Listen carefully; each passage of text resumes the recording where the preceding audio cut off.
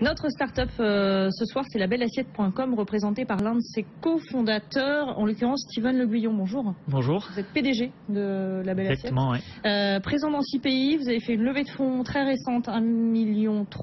C'est ça. C'est la deuxième, je crois. Ouais, même troisième. d'ailleurs. La troisième. La troisième, ouais. Le concept, on va le rappeler rapidement, c'est de recevoir chez soi, mais avec un chef à ses côtés. Exactement. On a commencé avec ce service et ça fait 2 ans qu'on le développe. Donc le principe était vous permettre de recevoir des amis ou des collègues ou la famille chez vous, mais vous vous occupez d'absolument rien. Et le chef vient avec tous les ingrédients et prépare le repas chez vous.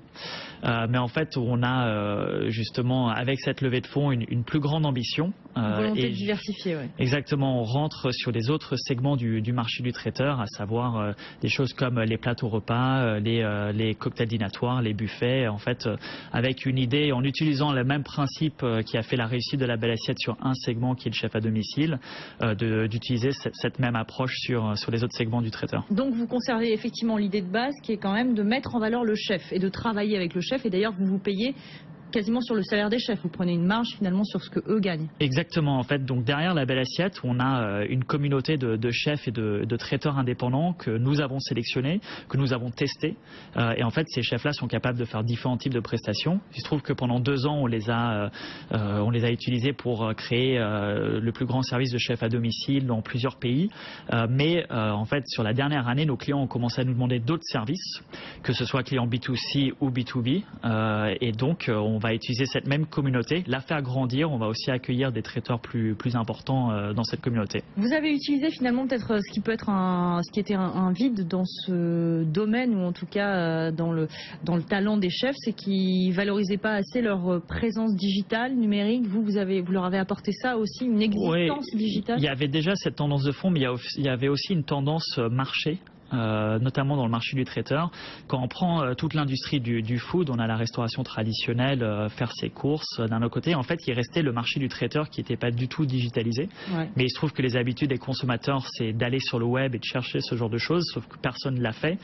Et en fait, le gros problème de cette industrie, c'est le manque de transparence dans les prix, le manque de facilité de réserver ce type de prestations. C'est un marché qui est très fragmenté, donc il fallait une entreprise qui vienne sur le secteur, qui connaissent bien le web et qui s'occupent en fait d'apporter ces milliers, ces dizaines de milliers rien qu'en France de traiteurs sur le web. Vous êtes une place de marché.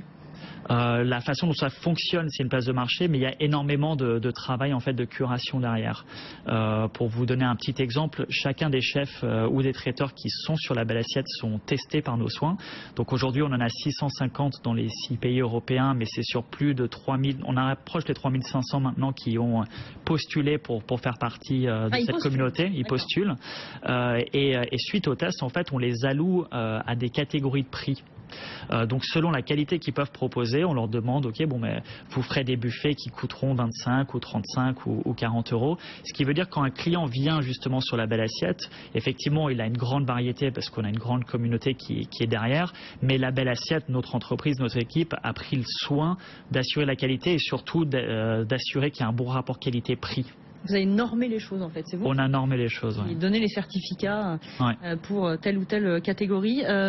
Question que j'avais en tête mais qui est également posée par nos téléspectateurs sur Twitter, c'est comment vous sélectionnez vos chefs, comment vous allez les chercher, quel est le maillage géographique, est-ce que vous êtes uniquement centré sur Paris ou est-ce que vous rayonnez un peu partout, est-ce que les chefs viennent de partout?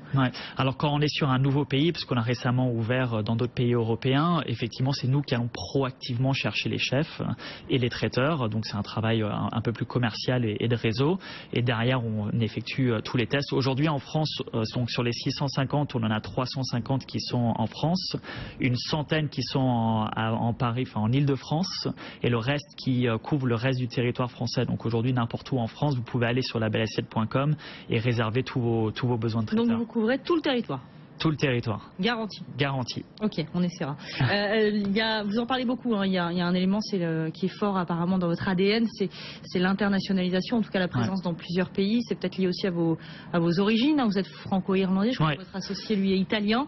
Il y avait cette volonté aussi tout de suite d'être international? Oui, on voulait commencer en France pour arriver à créer justement une marque française qu'on allait exporter, surtout qu'on touche au marché du traiteur. Gastronomique. Oui, on a ouvert en Allemagne avec labelassiette.de. peu en Angleterre avec labelassiette.co.uk, mais on voulait commencer et développer cet ADN.